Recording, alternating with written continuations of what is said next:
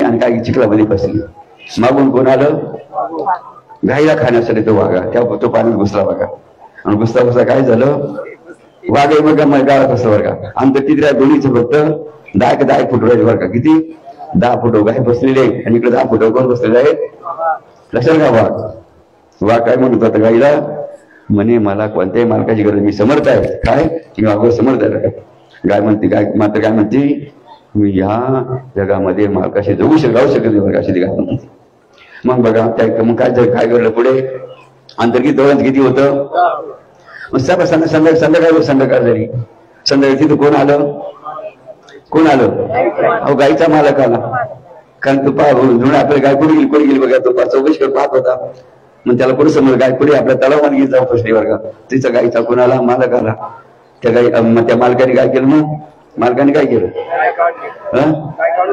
बघा मालकाने गाय काढून घेतली आणि ती बिचारी सुकर उघडी गेली मध्ये गोगायला फक्त त्याला काही नाही वाकीनच काय झालं तर पुढून काय झालं बघा आपल्या भारतीय संस्कृतीमध्ये गुरु शिष्याचं नातं आहे जर तुमच्यामध्ये भाऊचं बहीण भाऊ आई वडील नाना त्यातून दादा मावसा जावई असे अनेक नाते तुमच्या गृहस्थीमध्ये आहे तसं परमार्थामध्ये कोणतं नातं आहे गुरु आणि शिष्याचं आणि दुसरं नातं कोणतं आहे गुरुबंधूचं कोणतं नातं आहे बरं का अनेक नाते या जगामध्ये पाहायला मिळतील माझ्या जगात कोणतं नातं सर्वात श्रेष्ठ आहे गुरुबंधू लक्षात गुरुबंधू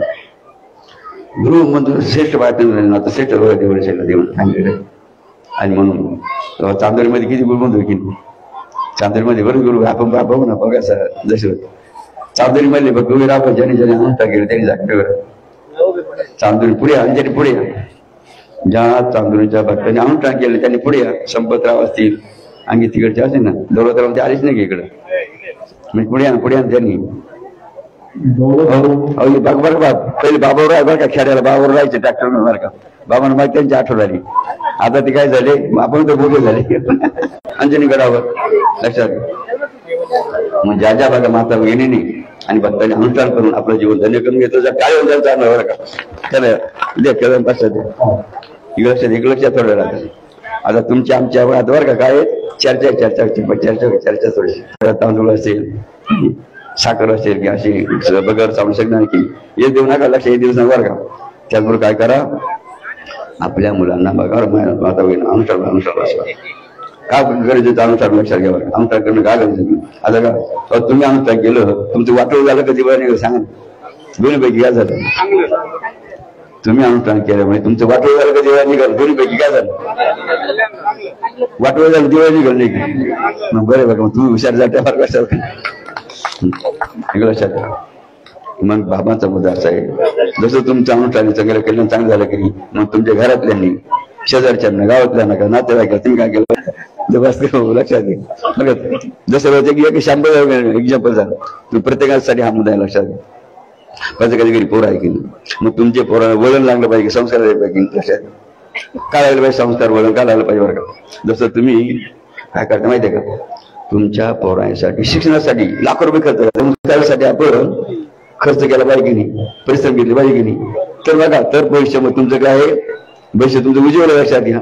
नाही तुम्ही फक्त काय केलं, फक्त बरं फक्त शिकवलं तर परिणाम काय होईल, तुम्हाला म्हातारपणा त्यांनी करेल, दुसऱ्याने काऊन नाही केलं. एक आवडतं एक नाव आवडताय का मला, असं नका ना, एकाला काऊन करायला सांगा. तुम्हाला तो ड्रिंक त्याने प्यायला पाहिजे, पेताडा बनला पाहिजे का, मग सांग का त्याला लावून सांग, काय करायला लावून सांग, का लावून करायला काय देणार आहे. म्हणजे त्या बघा कोट्यावधी रुपये, आपलं कोट्यावधी लोक ते राहणार आहे. मग प्रत्येकाला ते काय वाटणार आहे, म्हणजे पत्राचा विषयच नाही बरं का.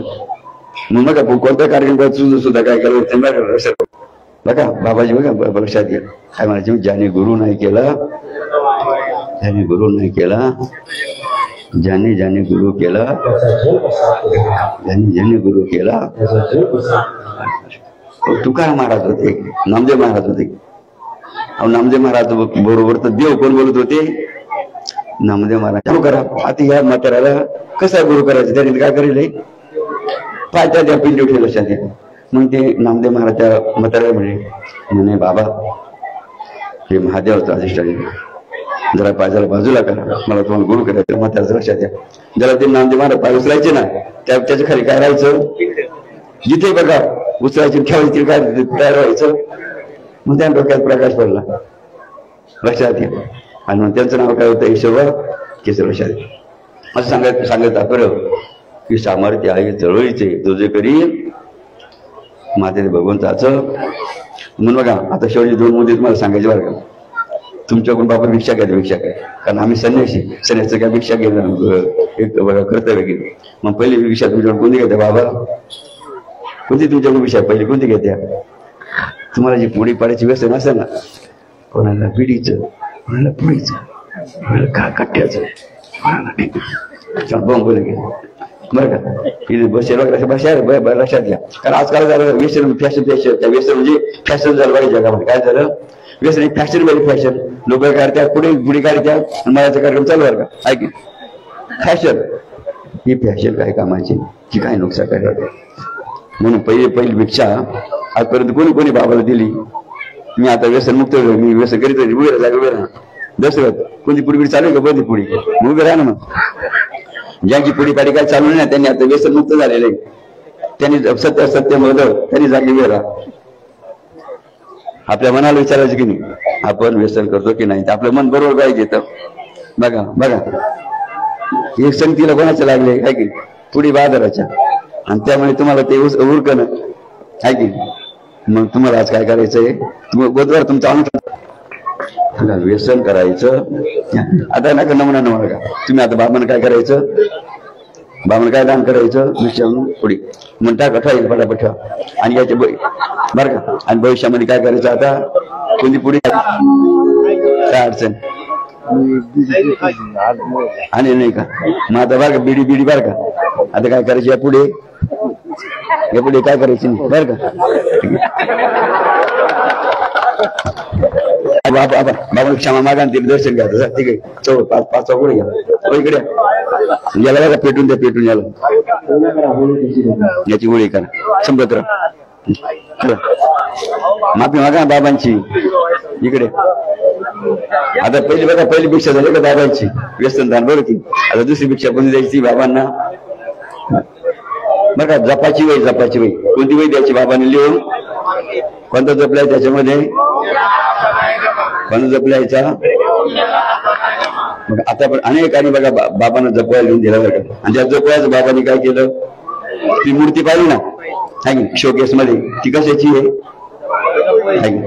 मग ज्यांनी जपवलेल्या असतील ती मूर्ती पाहून त्याच्या मनाला काय वाटेल माझा सुद्धा खारीचा वाटा या मूर्तीमध्ये 2 वह्या 5 वह्या 10 मग ज्यांनी जपवया लिहून त्या बाबांच्या अर्पण केला त्या मूर्ती म्हणजे टाळवंतांचा अर्पण केला त्यांना तो तुमचा कार्यक्रम चालू आहे बरं का कोणता कार्यक्रम चालू आहे जास्त पैशाच्या पिकात नव्हती आणि त्या पिकाला तुम्ही काय घालत्या रासायनिक खत घालत्या बरं की औषध कोणते मारत्या पॉयझन नाही की बरोबर ना आणि पेस्टी द्राक्ष बागामध्ये सव लागल्यामुळे ते बघा तुमची काही सवय लोक जाणार मग बाबांची इच्छा बरं का प्रत्येकाने काय करा बघा 10 गुंठ्यापासून काय करा 10-5 एकर जमीन असते काही 2-4 एकर असते तरी कमी काय करा 10 गुंठे 20 गुंठे कशाला सुरुवात करा सेंद्रिय शेतीला त्याला काही अडचण नाही करू खर्चच नाही रासायनिक औषधं आणायचं नाही राजखत आणायचं नाही औषध ऐक तर काय करायचं आपल्या शेतामध्ये गबा जमा करायचं त्याचं खत बनवायचं किती सोपं की आणि गाय कोणती पाळायची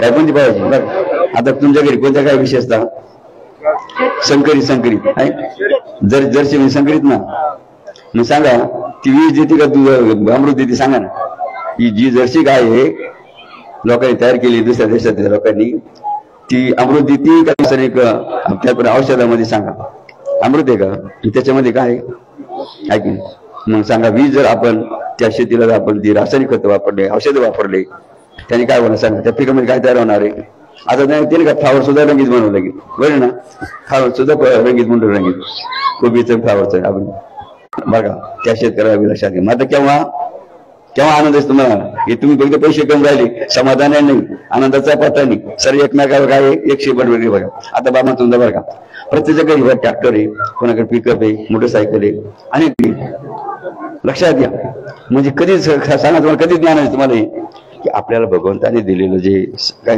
वाहन आहे त्याचं आपण देशासाठी करा धर्मासाठी करा देवाच्या गुरुसाठी करा लक्षात घ्या तर खऱ्या अर्थाने बघा तुम्ही काही बुद्धी समाधान मिळेल आमच्या गायच्या गोठ्यामध्ये काय होतो एक पिकअप वर्षात काय नेऊन देतो तेव्हा असं कोणी हो बराबर झालं पाहते बाबाला मी माझ्या शेतात पिकलेला ऊस पिकअप गाडीने काय करतो एखाद्या गोमाची सेवा म्हणून पोच करतो असं कोणी आहे का बा ना बरं विकसित ऊसाला कोणी आहे का काय म्हणतात ज्याचं खावं मीठ ज्याची खावी पोळी किती बघा धर्मशास्त्र आपल्याला शिक्षण देतं की आणि म्हणून चांदेकरांना बघा घंटावाले लोक असतात तेव्हा घंटावाले लोक तुमच्या नावाने म्हणून आहे की आणि त्याचं काय बनवायचं आणि कोणती काय पाळायची मात्र कोणती स्वदेशी कोणती काय पाळायची जर्सी नाही संकरित लक्षात हा आणखी काय सांगितलं बाबांनी तुम्हाला पुढ्या पाड्या काय करायच्या आणि कोणत्या पुढे खायच्या मग आता आणि काय सांगितलं आणखी किती बरं का मागचे सुद्धा महिला आणि बरं का पोरायला काय म्हणायला लावू नका ते इंग्रजी जे म्हणते ना पोर तुम्हाला मम्मी पप्पा बरं का बायानं मम्मी पप्पा अजिबात पोरायला म्हणून द्यायचं नाही जर मला त्याचं ठोकून काढायचं लक्षात का काढायचं ठोकून त्या मम्मीचा शब्द होतो काय माहितीये का मसाला घालून ठेवले प्रेत सांगा मग तुम्ही बाया मसाला प्रेत आहे का तुमचं पोरग तुम्हाला मम्मी म्हणतं लक्षात किती साधा आणि महत्वाचा मुद्दा आहे की आता आपण आनंद उभे राहा आनंद वाचून घेऊन आपण आनंद उत्सव साजरा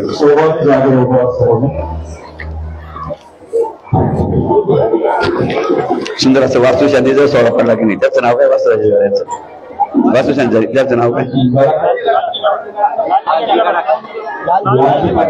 हा लालजी पाटेकर.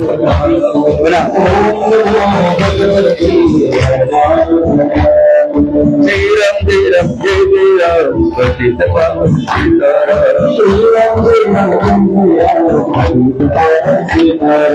शंकर जी का प्रभु रघुपति